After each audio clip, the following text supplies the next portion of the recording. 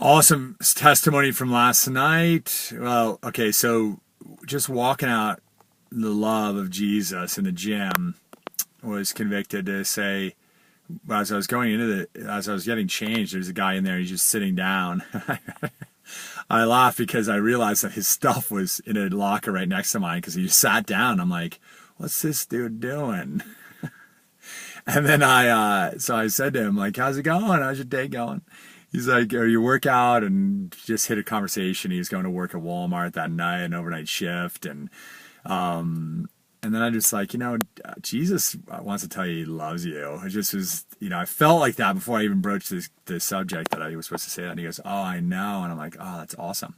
So Bruce and I prayed, and then I went into to work out, and there's this woman there, a young woman who just felt like she was in need and of a touch from God, as we all are, every day and every moment, but through me. So anyway, long story short, with her, I went over to her as she was leaving, and I said, "I don't want to bother you, but I just feel like," and I was getting words for her just to tell her that Jesus, finds her beautiful and precious and treasured, and, just told her that.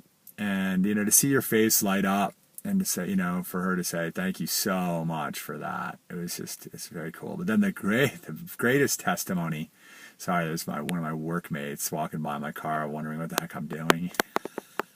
So I went into I was leaving and was in the bathroom. There's a guy I know there who had a sling on. I met him. I played basketball with him. Actually, I busted my lip open on his head playing basketball one day.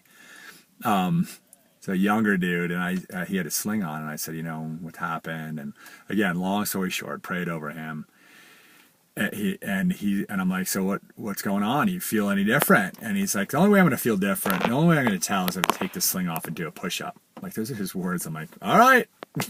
So he takes off his sling, gets down on the ground, does 3 push-ups, and then he does a clap push-up, pushes himself off the ground, claps, and then lands.